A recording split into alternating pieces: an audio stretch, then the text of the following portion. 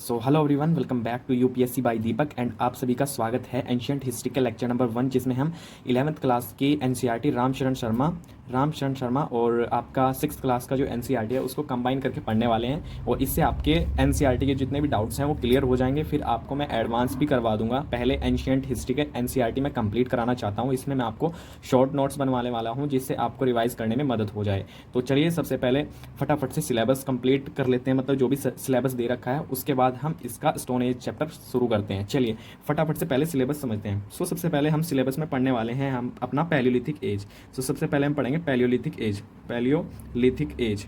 हम Palaeolithic as को guys हम बांटते हैं आपके तीन भाग में हम इसको बांटते हैं। तो सबसे पहले होता है इसमें आपका लोअर पैलियोलिथिक एज। ठीक है, आप इसको इलेबोरेट करके लिख लीजिएगा। मैं यहाँ पर सिलेबस लिख रहा हूँ तो थोड़ा सा जगह कम है, तो मैं इसलिए थोड़ा छोटा छोटा लिख रहा हूँ। लोअर पैलियोलिथिक एज, पोज करके लिख लीजिएगा। पैलियोलिथिक एज को हम लोअर पैलियोलिथिक एज में बांटते हैं। उसके बाद नंबर 2 पर बांटते हैं मिडिल पैलियोलिथिक एज। ठीक है, lower palaeolithic, middle palaeolithic and तीसरे नंबर पर अपर पैलियोलिथिक एज। ठीक है, उसके बाद हम कवर करेंगे अपना पैलियोलिथिक एज के बाद दूसरे नंबर पर हम कंप्लीट करने वाले हैं आपका, ठीक है, मेसोलिथिक एज। ठीक है गाइज, मेसोलिथिक एज को कंप्लीट करने के बाद हम बढ़ेंगे अपने तीसरे नंबर पर नियोलिथिक एज। ठीक है, और ये आपका है टोटल यहाँ तक आपका स्टोन एज।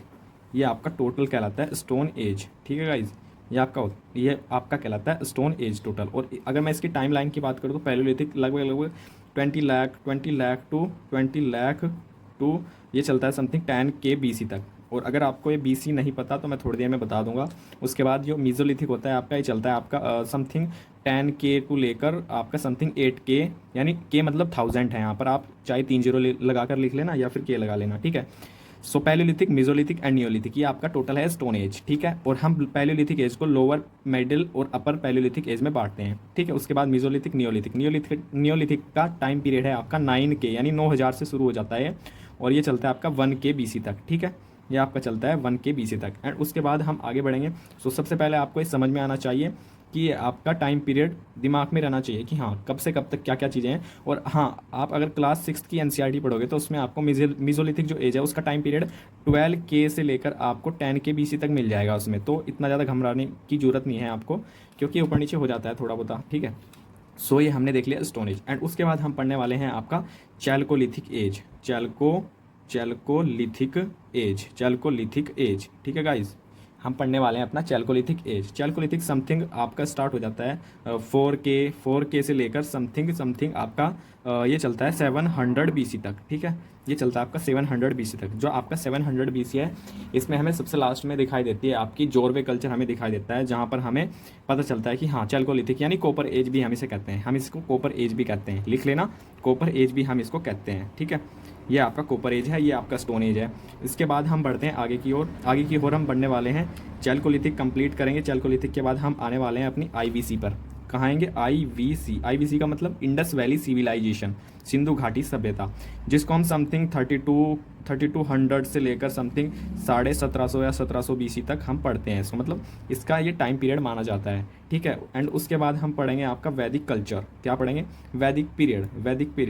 वैदिक पीरियड हम पढ़ने वाले हैं। और वैदिक पीरियड को हम 2 भागों में बांटते हैं। ठीक है, वैदिक पीरियड को हम 2 भागों में बांटते हैं। फर्स्ट ऑफ ऑल आपका पहला पार्ट है RVP, ऋग्वैदिक पीरियड। इसे मैं कह रहा हूँ ऋग्वैदिक पीरियड या EVP, अर्ली वैदिक पीरियड। ठीक है, मतलब मैं यहाँ शॉर्ट में लिख रहा हूँ, जगह नहीं है, तो इसको कहते हैं हम ऋग्वैदिक पीरियड। और EVP मतलब अर्ली वैदिक पीरियड, यानी शुरुआत जहाँ से हुई, इस शुरुआत यहाँ से होती है, तो इसलिए अर्ली भी कहते हैं और ऋग्वैदिक भी कहते हैं, क्योंकि यहाँ पर ऋग्वेद जैसी कृति पाई गई है, तो इसलिए इसको ऋग्वैदिक काल भी कहते हैं शुरू में। ठीक है, उसके बाद लेटर ऑन जो पीरियड कहलाता है इसका, वो होता है आपका लेटर वैदिक पीरियड, उसे कहते हैं हम लेटर वैदिक पीरियड, LVP। याद रखिएगा, वैदिक पीरियड को 2 भागों में बांटते हैं, RVP या EVP और LVP।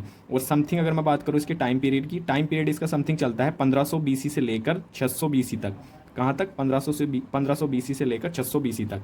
एंड इसके बाद हम पढ़ने वाले हैं आपका महाजनपद। इसके बाद हम पढ़ने वाले हैं महाजनपदा।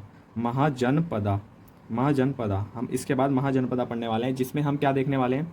जिसमें हम देखेंगे इसके साथ साथ हम बुद्धिज़्म और जैनिज़्म भी पढ़ेंगे। हम क्या पढ़ेंगे? बुद्धिज़्म और जैनिज़्म भी हम पढ़ने वाले हैं इसके साथ साथ हम। जैनिज़्म भी हम पढ़ने वाले हैं, बुद्धिज़्म और जैनिज़्म भी इसके साथ हम कंप्लीट कर लेंगे। एंड उसके बाद हम पढ़ेंगे आपका, अब आप इसमें से ही एक चीज़ देखोगे कि ये 16 महाजनपद होते हैं और इसमें से लास्ट में एक महाजनपद निकल कर आता है जिसे हम कहते हैं मगध। तो हम उस मगध के बारे में पढ़ने वाले हैं, उस मगध के बारे में हम पढ़ेंगे। उस मगध में 3 डायनेस्टी को हम पढ़ेंगे। एक आती है हमारी हरियंका डायनेस्टी या हरियक वंश जिसे हम कहते हैं, हरियंका डायनेस्टी। उसके बाद हम पढ़ने वाले हैं शिशुनाग डायनेस्टी। उसके बाद हम पढ़ने वाले हैं नंदा डायनेस्टी जिसे हम नंद वंश कहते हैं। हरियक वंश और शिशुनाग वंश और नंद वंश, ये 3 डायनेस्टी हमें मगध में देखने को मिलेगी, तो हम इसको पढ़ने वाले हैं। एंड उसके बाद हम अपने लास्ट पोर्शन की ओर बढ़ेंगे। लास्ट पोर्शन की ओर हम बढ़ेंगे तो हमें देखने को मिलेगा मगध के बाद हमें देखने को मिलेंगे मौर्याज। हमें देखने को मिलेंगे, मौर्याज हमें देखने को मिलेंगे। यहाँ तक टाइम पीरियड याद रखो भी, उसके बाद थोड़ा टाइम पीरियड में लैगिंग होती है, आपको मुझे पता है। सो उसको बाद में देखेंगे। जब हम इस पीरियड को पढ़ेंगे तो अच्छे से चीज़ों को मैं बिल्कुल एकदम करेक्ट से डेली बाय डेली आपको बताता रहूँगा कि हम किस टाइम लाइन पे कहाँ तक हैं और कौन सा पीरियड कहाँ तक ओवरलैप कर रहा है, सारी चीज़ों को हम देखने वाले हैं। सो मौर्याज हम देख लेंगे एंड उसके बाद हम देखेंगे आपके पोस्ट मौर्याज को हम देखने वाले हैं। उसके बाद पोस्ट मौर्याज को, post Mauryas and post Mauryas में हम इसमें 3 रूलर देखने वाले हैं। मतलब एक तो इसमें फॉरेन रूलर आने वाले हैं, आपके फॉरेन रूलर आने वाले हैं। उसके बाद हमें देखने को मिलेंगे इसमें नेटिव रूलर देखने को मिलेगा। क्या देखने को मिलेगा? नेटिव रूलर देखने को मिलेगा। और थर्ड हमें देखने को मिलेगा इसमें डीप साउथ, यानी कि साउथ इंडिया जो है वहाँ पर हमें देखने को मिलेगा कुछ रूल्स वहाँ कर रहे थे कुछ लोग, तो उसके बारे में हम पढ़ेंगे। कुछ डायनेस्टी वहाँ पर रूल कर रही थी, उसके बारे में हम पढ़ेंगे। एंड उसके बाद हम पढ़ेंगे गुप्ताज के बारे में, हम उसके बाद पढ़ेंगे गुप्ताज के बारे में पढ़ेंगे। एंड इसके बाद हम लास्ट में पढ़ेंगे पोस्ट गुप्ता के बारे में। लास्ट हमारा पोस्ट गुप्ता रहेगा इसमें। और पोस्ट गुप्ता में हम पढ़ेंगे आपके नॉर्थ इंडिया में कौन रूल कर रहे थे एंड साउथ इंडिया में कौन रूल कर रहे थे। नॉर्थ इंडिया में कौन रूल कर रहे थे और साउथ इंडिया में कौन रूल कर रहे थे। यहाँ पर नॉर्थ इंडिया में वर्धन डायनेस्टी कर रही थी और साउथ इंडिया में हमें चालुक्य और पल्लवास देखने को मिलेंगे। एक एक चीज़ क्लियर हो जाएगी। सो आपको ये टाइम लाइन आपको समझ आई हो तो बताइएगा फटाफट से, फिर हम अपना स्टोन एज का लेक्चर शुरू करते हैं फटाफट से। और कमेंट में बता देना कैसा आपको लगा ये इनिशिएटिव मेरा। चलिए फटाफट से फिर शुरू करते हैं। सो इतना मैं एक बार रिवाइज करवा देता हूँ, देन आगे बढ़ते हैं फटाफट से। एंशियंट हिस्ट्री में हम सिलेबस देख रहे हैं अपना, जिसमें हम सबसे पहले पढ़ते हैं स्टोन एज को हम 3 भाग में डिवाइड करते हैं, पैलियोलिथिक, मेसोलिथिक एंड नियोलिथिक। ये एक स्टोन एज है जिसमें जो आदि मानव है, जो भी मानव था शुरू का, वो पत्थरों का इस्तेमाल कर रहा था, ठीक है ना। तो उसमें हम सबसे पहले पढ़ते हैं स्टोन एज में पैलियोलिथिक एज को हम 3 भाग में डिवाइड करते हैं, लोअर पैलियोलिथिक, मिडिल पैलियोलिथिक, अपर पैलियोलिथिक।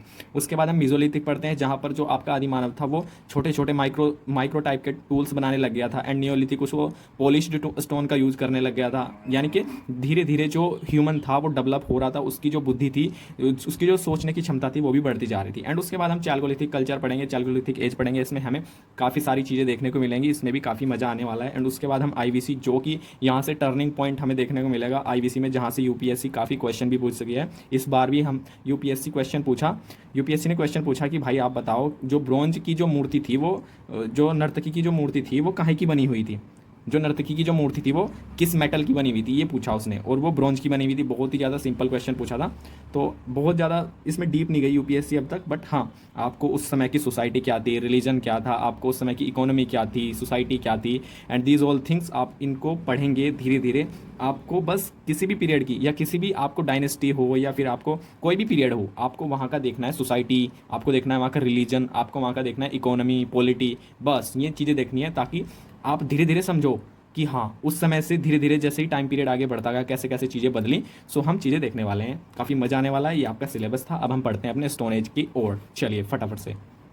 सो आगे बढ़ने से पहले मैं आपको एक चीज़ और क्लियर करवाने वाला हूँ, ताकि आपको एकदम क्रिस्टल क्लैरिटी आ सके। जैसा कि आपको पता है हमारी जो अर्थ है वो लगभग 4.5 मिलियन ईयर एगो पहले जो है इस पर क्रस्ट का इवोल्यूशन हुआ है ना, क्रस्ट इवोल्यूशन हुआ। और ये इसका जो क्रस्ट का जो इवोल्यूशन हुआ वो 4th स्टेज जो थी हमारी, क्रस्ट की जो इवोल्यूशन था, क्रस्ट मतलब जो हम जिस पर रहते हैं हम, उसका जब निर्माण हुआ वो हमारी 4th स्टेज थी। और उस 4th स्टेज को हम क्या कहते हैं, हम 4th स्टेज को क्या कहते हैं भाई, मैं लिख रहा हूँ 4th स्टेज। उस 4th स्टेज को हम कहते हैं आपका क्वार्टरनरी एज। क्या कहते हैं? क्वार्टरनरी एज, हम कहते हैं क्वार्टरनरी एज। और इस क्वार्टरनरी एज को हम 2 भागों में बांटते हैं, ठीक है, 2 भागों में बांटते हैं, बांट लीजिएगा। सबसे पहले हम कहते हैं आपका, सबसे पहला आता है आपका प्लिस्टोसिन एज। क्या कहते हैं? Pleistocene as. एंड दूसरा आता है आपका होलोसिन एज। क्या आता है? Holocene age. दूसरा आता है आपका Holocene age. So Pleistocene age और होलोसिन एज क्या है भाई, सबसे पहले आप समझो प्लेस्टोसिन एज का जो टाइम पीरियड था वो कितना था, लगभग समथिंग 50 लाख से लेकर या 20 लाख से लेकर समथिंग 10K BC तक, 10K BC तक। मैं अगेन कह रहा हूँ BC में समझाने वाला हूँ अभी क्या है, बस समझिए साल हैं। 50 लाख से लेकर 10,000 साल तक ये आपका प्लेस्टोसिन एज चला। एंड होलोसिन आपका चला 10,000 से लेकर समथिंग, यानी प्रेजेंट अब तक जो चल रहा है वो आपका क्या चल रहा है, वो हमारा चल रहा है होलोसिन एज। यानी कि अभी हम कहाँ रह रहे हैं, होलोसिन एज में रह रहे हैं, ठीक है ना, होलोसिन एज या पीरियड जो मर्जी कहो अभी के लिए। एंड उसके बाद प्लेस्टोसिन एज में हुआ क्या था, आखिरकार इतना समझे तो हम क्या हुआ था इसमें। भाई देखो कोल्डर कंडीशन थी, मैं क्या कह रहा हूँ, कोल्डर कंडीशन थी। कोल्डर कंडीशन का मतलब भाई इस समय तो ह्यूमन भी नहीं था। 50 लाख लिखा हुआ है यहाँ पर, 50 लाख का मतलब है कि हमारी जो अर्थ थी उसका जो क्रस्ट था वो फोर्थ जो स्टेज थी हमारे अर्थ इवोल्यूशन की क्रस्ट की, तो उसमें जो आपकी फोर्थ स्टेज थी उसे क्वाटरनरी एज कहा गया, जिसमें जो हमारी अर्थ थी उस पर बर्फ़ ही बर्फ़ पड़ी हुई थी, और उस पर बर्फ़ ही बर्फ़ थी, तो हम उसको कोल्डर कंडीशन कह रहे हैं। पहली बात। दूसरी बात मैं कह रहा हूँ कि ये जो हमारा पीरियड है ये मोस्ट रिसेंट पीरियड था हमारा। कैसा था, most recent period. Most recent period का मतलब भाई फोर्थ स्टेज थी। फोर्थ स्टेज को हमने 2 भागों में बांटा, और इससे पहले 3 स्टेज रही होंगी, तो उसके बाद चौथी स्टेज आई होगी, तो इसलिए कह रहे हैं कि ये मोस्ट रिसेंट पीरियड था। एंड उसके बाद भाई आपको यहाँ पर देखने को मिलेंगे मैमथ एनिमल देखने को मिलेंगे इस पीरियड में। मैमथ एनिमल आपको देखने को मिलेंगे, यानी कि बड़े बड़े हाथी, बड़े बड़े देखने को मिलेंगे आपको यहाँ पर जानवर, ठीक है, यहाँ पर एग्जिस्ट कर रहे होंगे। मैमथ एनिमल एग्जिस्टेड, यहाँ पर लिख लो एग्जिस्टेड, मैमथ एनिमल एग्जिस्टेड। उसके बाद इसे हम कहते हैं, देखो रामशरण शर्मा में लिखा है, यानी कि एनसीईआरटी 11th क्लास की एनसीईआरटी में लिखा है कि इस एज को ना, प्लीस्टोसिन एज को हम इसको कहते हैं आइस एज तथा इंटर ग्लेशिएशन। क्या कहते हैं, इंटर, अगर कहीं आ जाए ना भाई तो फिर मेरे को मत कहियो, glaciation, inter glaciation age, inter glaciation period मतलब कहीं कहीं ड्राई था, कहीं कहीं क्या था, आइस थी, इसलिए इसको इंटरग्लेशिएशन पीरियड कहा गया। एंड उसके बाद भाई साहब होलोसिन का मतलब क्या है भाई साहब, कुछ सालों बाद हुआ क्लाइमेट चेंज। कितने साल बाद, देखो ना 10,000 तक चला, 10,000 से आपका होलोसिन पीरियड स्टार्ट हो रहा है, तो यहाँ पर हुआ क्लाइमेट चेंज। क्या हुआ, क्लाइमेट चेंज। और जैसे ही क्लाइमेट चेंज हुआ आपका, तो भाई अब आ गई वार्मर कंडीशन। क्या आ गई, वार्मर कंडीशन। और वार्मर कंडीशन जैसे ही आएंगी, सो आपका जो ग्रासलैंड्स हैं वो आपका कंडीशन लिख लेना, मतलब ठीक है, कंडीशन है। सो भाई आपकी वार्मर कंडीशन आ गई, एंड जो आपके ग्रास लैंड है वो फॉर्म होने लग गए। क्या होने लगे, ग्रास लैंड्स फॉर्म होने लग गए, लंबी लंबी घास एंड तेज दौड़ने वाले जानवर एंड सो ऑन आपको यहाँ पर देखने को मिलने वाला है।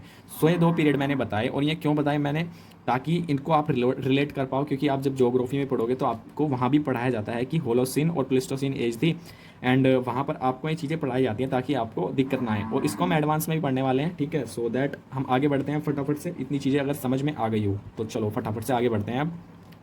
चार्ट बना, सो गाइस इस प्रकार का एक चार्ट बना लीजिएगा ताकि सारी चीज़ें बिल्कुल क्रिस्टल क्लियर हो जाए। भाई बना लेना, बिल्कुल एक एक चीज़ क्लियर हो जाएगी, मज़ा ही आ जाएगा। तो सबसे पहले आप इसको बना लीजिएगा पोज करके। सो सबसे पहले हम देखने वाले हैं लोअर पैलियोलिथिक एज को, ठीक है, लोअर पैलियोलिथिक एज,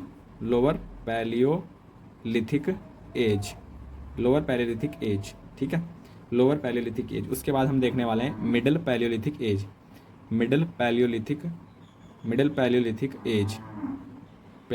एज, उसके बाद हम देखेंगे अपर पैलियोलिथिक एज, ठीक है, अपर पैलियोलिथिक एज। सो देखो भाई हमें ना कुल मिला के 4 चीज़ें देखनी है इन तीनों पीरियड में। एक तो देखना है क्लाइमेट कैसा था, दूसरी चीज़ सेटलमेंट कैसा था, तीसरी चीज़ ऑक्यूपेशन मतलब व्यवसाय कैसा था, एंड चौथी ये टूल कैसे यूज कर रहे थे भाई साहब। ये चीज़ें हमें यहाँ पर देखनी रहेंगी, और इसको कंप्लीट करते हैं हम आगे की ओर बढ़ने वाले हैं, ठीक है। सो सबसे पहले हमने देखा ना कि जो स्टोन एज था हमने उसको 3 भागों में डिवाइड किया। एक था आपका पैलियोलिथिक, दूसरा था मीजोलिथिक एंड तीसरा था नियोलिथिक। पैलियोलिथिक को हमने 3 भागों में बांटा, लोअर, मिडिल एंड अपर। इसको कंप्लीट करेंगे, फिर हम कल के पार्ट में हम मीजोलिथिक एंड नियोलिथिक को कंप्लीट कर लेंगे। इसके साथ हमारा स्टोन एज शुरू खत्म हो जाएगा, मतलब उसके बाद हम चैल्कोलिथिक एज पढ़ेंगे जिसे हम कॉपर एज कहते हैं। तो चलिए फटाफट से हम पहले देखते हैं अपना क्लाइमेट कैसा था उस टाइम पे। इन तीनों में हम देखें क्लाइमेट कैसा था। तो चलिए फटाफट से क्लाइमेट देख लेते हैं भाई साहब। लोअर पैलियोलिथिक एज चल रहा है, यानी स्टोन एज चल रहा है, और स्टोन एज कब से कब तक था, 20 लाख से 10,000, और 20 लाख से 10,000 अगर पैलियोलिथिक एज चल रहा है। पैलियोलिथिक को हमने 3 भागों में बांटा ना, तो ये पैलियोलिथिक के 3 पार्ट हैं। तो पैलियोलिथिक 20 लाख से 10,000 तक चल रहा है, तो आपको पता है कोल्डर कंडीशन होंगी, तो कोल्ड क्लाइमेट होगा भाई, है ना, कोल्ड क्लाइमेट होगा, कोल्ड क्लाइमेट होगा। फायर की डिस्कवरी हुई होगी, इंसान ने फायर की डिस्कवरी करी होगी, क्योंकि ज़िंदा रहने के लिए करनी तो होगी ना भाई। अगर ज़िंदा रहना है तो कुछ तो करना ही होगा ना। तो फायर की डिस्कवरी कर ली उसने। फिर उसके बाद हम आगे बढ़े मिडिल पैलियोलिथिक एज में। भाई साहब अभी भी कोल्ड है क्लाइमेट। क्लाइमेट कैसा है? कोल्ड है। क्लाइमेट क्या है? क्लाइमेट क्या है? कोल्ड है। बट हमें यहाँ पर क्या अलग चीज़ें दिखाई देखने को मिलती है? यहाँ पर जो हाई एल्टीट्यूड था ना भाई साहब, जो हमारा हाई एल्टीट्यूड था, हाई एल्टीट्यूड, हमें भी हाई एल्टीट्यूड पर ना हमें देखने को मिल रहा था कि भाई वहाँ पर अभी भी जो कोल्ड जो क्लाइमेट था ना, वो अभी तो कोल्ड था। मतलब अभी तो कोल्ड था। हाई एल्टीट्यूड का मतलब क्या है? ऊंचाई पर, ऊंचाई वाले स्थानों पर हमें जो क्लाइमेट था वो कोल्ड देखने को मिल रहा था। बट हमें सम प्लेसेस पर क्या देखने को मिल रहा था? जो हमारा क्लाइमेट था वो ट्रॉपिकल, यानी ट्रॉपिकल जगह पर हमें देखने को मिल रहा था। ट्रॉपिकल एरियाज़ में हमें देखने को मिल रहा था कि वहाँ पर अभी भी रेनफॉल हो रही। क्या हो रही? रेनफॉल। अभी भी हमें देखने को मिल रहा था कि जो ट्रॉपिकल एरिया है हमें वहाँ पर रेनफॉल देखने को मिल रही है। जो आपका हाई एल्टीट्यूड था वहाँ पर हमें कोल्ड क्लाइमेट देखने को मिल रहा है, और जो ट्रॉपिकल एरिया था आपका वहाँ पर रेनफॉल देखने को मिल रही है, क्योंकि क्लाइमेट चेंज हो रहा है, हम धीरे धीरे आगे बढ़ रहे हैं। एंड अपर पैलियोलिथिक एज में आते ही ना हमें क्या देखने को मिलेगा भाई साहब? Climate getting warmer. क्या हो जाएगा? Climate getting warmer, warmer. तो भाई साहब हमें देखने को मिलेगा कि क्लाइमेट एकदम गर्म होने लग गया। एंड हम इसे कहेंगे last phase of ice age. Ice age, और आपका ये क्या है? लास्ट फेज है आइस एज का। ठीक है, चलिए इतना कवर हो गया, ये हमने देख लिया इसका क्लाइमेट। अगर इतना लिख लिया हो तो चलिए आगे बढ़े फटाफट से। चलिए आगे बढ़ते हैं फटाफट से। दूसरी चीज़ देखते हैं हम, सेटलमेंट। भाई साहब कहाँ रह रहे होंगे मैं? Settlement, settlement. पहली चीज़ क्लाइमेट, दूसरी चीज़ देखो सेटलमेंट। सो सेटलमेंट भाई साहब एक चीज़ देखो, शुरुआती दौर है, शुरुआती दौर है, तो भाई साहब कहाँ नॉलेज होगी उसे घर बनाने की भी? तो knowledge no knowledge no knowledge of house making. ठीक है ना? No knowledge of house making.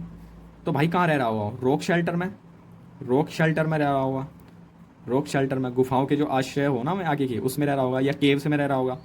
अभी तो वो यहीं रह रहा होगा। एंड भाई साहब से मिडिल पैलियोलिथिक में भी रीडो लिख दो यहाँ पर। क्या लिखो? रीडो। यानी कि सेम टू सेम, अभी वो यहाँ, मतलब इस एज में भी वो यहीं रह रहा होगा, रीडो। एंड सेम यहाँ भी रीडो लिखो। रीडो लिखो मतलब same to same, same to same. उससे कोई नॉलेज नहीं है अभी हाउस मेकिंग की, कोई नॉलेज नहीं है। रॉक शेल्टर में रह रहा होगा, केव में रह रहा होगा, तो कोई नॉलेज नहीं है। इसका मतलब ये है कि वो अभी भी केव्स में रह रहा होगा या फिर रॉक शेल्टर में रह रहा होगा। ये तो होगा उसका सेटलमेंट। एंड इसकी कुछ ना साइट्स हैं, इंपॉर्टेंट साइट, वो हम देख लेते हैं। इसी सेटलमेंट की इंपॉर्टेंट साइट्स देख लेते हैं हम। इसकी कुछ इंपॉर्टेंट साइट्स हैं, लिख लीजिएगा, इंपॉर्टेंट है, एनसीईआरटी में लिखी हुई है तो लिख लीजिएगा। सबसे पहले हम देख लेते हैं, सबसे पहले बेलन घाटी। बेलन घाटी, बेलन घाटी हमें देखने को मिलते हैं कहाँ पर? मिर्ज़ापुर, मिर्ज़ापुर उत्तर प्रदेश, मिर्ज़ापुर उत्तर प्रदेश। उसके बाद हमें देखने को मिलेगा सोहन वैली। सोहन वैली देखने को मिलेगा, लिखिएगा, नोट करिएगा। सोहन वैली आपका पंजाब में हमें देखने को मिलेगा। कहाँ देखने को मिलेगा? पंजाब में, पंजाब में देखने को मिलेगा। उसके बाद हमें भीम बेटका, भीम बेटका, बेटका, भीम बेटका मध्य प्रदेश, मध्य प्रदेश में देखने को मिलेगा हमें भीम बेटका, रायसीना ज़िले में। एंड उसके बाद हम देखेंगे जो भीमबेटका से हमें आपके जो हमें चित्र वगैरह मिलते हैं ना ह्यूमंस के, वहाँ से हमें काफ़ी सारे चित्र मिलते हैं। 500 प्लस पेंटेड रॉक शेल्टर मिलते हैं वहाँ से हमें। एंड साथ ही में हमें वहाँ से ना सैंड स्टोन, लिखिएगा sand stone, sand stone plus quartzite, quartzite के टूल्स हमें देखने को मिलते हैं वहाँ से, हमें वहाँ से इसके टूल मिलते हैं। सो इतना नोट कर लीजिएगा। उसके बाद हम बढ़ते हैं आगे की ओर, यानी कि हम बढ़ते हैं अपने मिडिल पैलियोलिथिक एज में। इसमें हम देखते हैं इंपॉर्टेंट साइट्स कौन कौन सी हैं। इंपॉर्टेंट साइट्स कौन कौन सी है? इंपॉर्टेंट साइट्स देखो भाई सीधी सीधी एनसीईआरटी की हैं, तो नोट कर लीजिएगा इसमें। सबसे पहले है डिडवाना, लिखिएगा डिडवाना राजस्थान, डिडवाना, डिडवाना राजस्थान, लिखिएगा डिडवाना राजस्थान। नर्मदा, लिखिएगा नर्मदा, नर्मदा नदी है ना, तो ये भी एक साइट है, नर्मदा। उसके बाद विशाखापट्टनम, विशाखापट्टनम, विशाखापट्टनम, विशाखापट्टनम। उसके बाद लिखिएगा अजमेर, अजमेर। भाई ये याद करनी पड़ेंगी, देख याद करनी ही पड़ेंगी। राजस्थान लिख लो, राजस्थान अजमेर। उसके बाद लिख लो राजस्थान अजमेर। उसके बाद लिख लो महाराष्ट्र, महाराष्ट्र, MH मतलब महाराष्ट्र। इतनी इसमें होगी। उसके बाद हम बढ़ते हैं इंपॉर्टेंट साइट्स ऑफ किसकी? बताओ जरा, बताओ बताओ। अपर पैलियोलिथिक एज की कौन कौन सी है भाई? बेलन वैली, क्या है? बेलन वैली, बेलन वैली, बेलन वैली। यहाँ से हमें क्या देखने को मिला, वैसे यहाँ से लिख लो पहले, हमें देखने को मिला भाई आपका एनिमल बोन। क्या? Animal bone. एनिमल बोन का मतलब जो जानवर है ना उनकी हड्डियाँ हमें वहाँ से मिली हैं। उसके बाद हमें एक साइट है मुच्छ तला चिंतामणु गवी, इसको हटा दे, ये कुछ नहीं है। एक है मुच्छ, TCH, मुच्छ तला चिंता मनु गवी, ठीक है, मुच्छ तला चिंतामणु गवी। यहाँ से और प्लस कुरनूल एक लिया, कुरनूल ये आंध्र प्रदेश में लाई करता है आपका, ठीक है, आंध्र प्रदेश में लाई करता है। और इन दोनों जगहों से ना भाई साहब हमें क्या मिलता है, हमें मिलता है हमें मिलता है यहाँ से एस एविडेंस मिलते हैं। यहाँ से हमें क्या मिलते हैं? एस एविडेंस, ये नोट कर लीजिएगा, ठीक है। इसके बाद हम फटाफट से आगे की ओर बढ़ते हैं, इतना कंप्लीट कर लिया है और हम बढ़ते हैं अब अपने कौन से ऑक्यूपेशन की तरफ। ऑक्यूपेशन क्या था भाई, मतलब क्या व्यवसाय कर रहे होंगे इस टाइम पे? अरे भाई सिंपल तो है, हंटिंग एंड फूड गैदरिंग कर रहे होंगे। क्या कर रहे होंगे? हंटिंग एंड फूड गैदरिंग कर रहे होंगे भाई, हंटिंग एंड फूड गैदरिंग कर रहे होंगे, ठीक है। एंड उसके साथ साथ यहाँ पर सेम टू सेम यहाँ भी वही कर रहे होंगे, रीडो लिख लो यहाँ भी, रीडो सेम टू सेम रीडो, यहाँ भी सेम ही कर रहे होंगे रीडो। मतलब यहाँ भी हंटिंग एंड फूड गैदरिंग, यहाँ भी hunting and food gathering.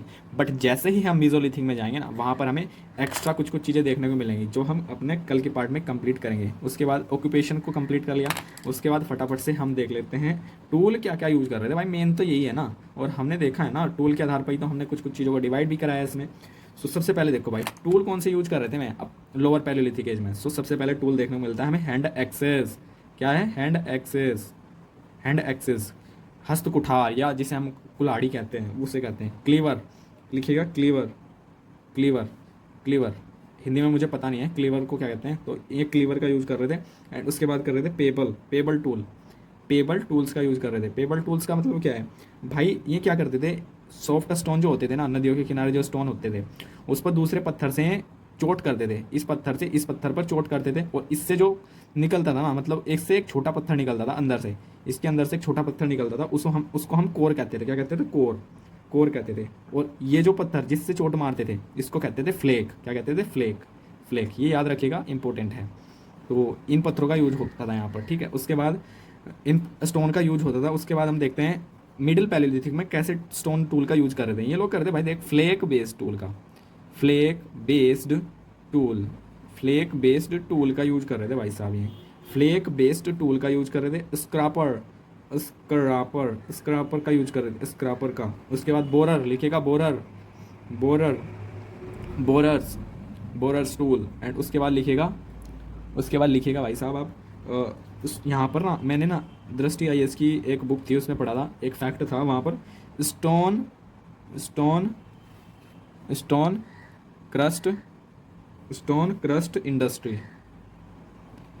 Crust industry हमें देखने को मिलती है इस एज में, ठीक है। मध्यपुरा पाषाण काल हिंदी में से कहते हैं। एंड यहाँ पर हमें देखने को मिलती है आपकी अपर पैलियोलिथिक एज में फ्लिंट बेस्ड इंडस्ट्री, ठीक है, फ्लिंट बेस्ड इंडस्ट्री। उसके बाद हमें देखने को मिलती है पैरेलल, यहाँ पर पैरेलल साइड ब्लेड,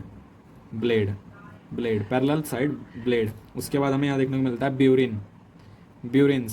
ब्यूरिन्स। उसके बाद इसे हम कहते हैं स्क्रू ड्राइवर नहीं होता क्या, स्क्रू ड्राइवर ऐसे कुछ होता है। ब्यूरिन जो हो ना, आपको ऐसे कुछ होता है, स्क्रू ड्राइवर जैसा। ब्यूरिन जो है वो स्क्रू ड्राइवर जैसा हो, स्क्रू ड्राइवर ऐसा हो, ठीक है। तो भाई साहब हमने चीज़ों को देखा आज, क्या क्या देख लिया हमने देखा। सो एक बार मैं क्रक्स कर देता हूँ, हमने आज मतलब ओवरऑल पढ़ा क्या है ना, उसको एक बार क्रक्स कर लेते हैं एंड देन, ताकि चीज़ें आपकी समझ में अच्छे से आ जाए। सो देखिए, समझिए, सबसे पहले हमने बताया था आपको स्टोन एज के बारे में। स्टोन एज को मैंने ना आपके सामने 3 भागों में बांटा था, जिसमें आपका पहला था lower palaeolithic age, middle palaeolithic age और अपर पैलियोलिथिक एज, जो कि हमने आज पढ़ लिया चार्ट से। इस चार्ट को याद रखिएगा, इस चार्ट को बार बार रिवाइज कीजिएगा। आपको स्टोन एज का पैलियोलिथिक जो एज है ये आपको बिल्कुल अच्छे से समझ में आ जाएगा। इसके बाद स्टोन एज में हम पढ़ेंगे, कल जो हम पढ़ने वाले हैं वो हम मीजोलिथिक पढ़ेंगे, ठीक है। मीजोलिथिक हम पढ़ने वाले हैं एंड उसके बाद हम नियोलिथिक को कंप्लीट करने वाले हैं, ठीक है। नियोलिथिक को हम कंप्लीट करने वाले हैं। नियोलिथिक को हम कंप्लीट करने वाले हैं। तो इतना हमने कंप्लीट कर लिया, लोअर मिडिल एंड अपर। इसमें हमने देख लिया कि भाई साहब क्लाइमेट क्या था, हमने देखा ना कि क्लाइमेट क्या था, हमने देखा भाई साहब में सेटलमेंट क्या था, उनका सेटलमेंट क्या था, हमने देखा उनका भाई साहब जो आपका ऑक्यूपेशन था उनका वो क्या था, भाई उनका ऑक्यूपेशन देखा। हमने देखा कि वो टूल क्या क्या यूज कर रहे थे, और जो मैंने टूल्स लिखाए हैं ना आप गूगल करिएगा उनको, आपको एक एक चीज़ दिख जाएगी एक्चुअल में टूल कैसे थे उनके, ठीक है। बाकी एक आधा क्वेश्चन, मतलब क्वेश्चन बना नहीं है यहाँ से अब तक, पर चीज़ों को समझना है आपको। अगर आप डायग्राम के थ्रू देखोगे ना, डायग्राम के थ्रू आप इनको देखना तो आपको चीज़ें अच्छे से समझ में आ जाएंगी। तो आज हमने क्या क्या पढ़ा, स्टोन एज के अंदर पैलेलिथिक एज को हमने 3 भागों में बांट दिया, lower middle and upper palaeolithic age. इसमें हमने क्लाइमेट देखा, सेटलमेंट देखा, ऑक्यूपेशन देखा, इनके टूल देखे। एंड उसके बाद हमने मेसोलिथिक कल पढ़ना है एंड नियोलिथिक। इसके साथ हमारा स्टोन एज खत्म हो जाएगा। इसी के साथ हम जंप कर जाएंगे चैल्कोलिथिक एज पर। किस पर?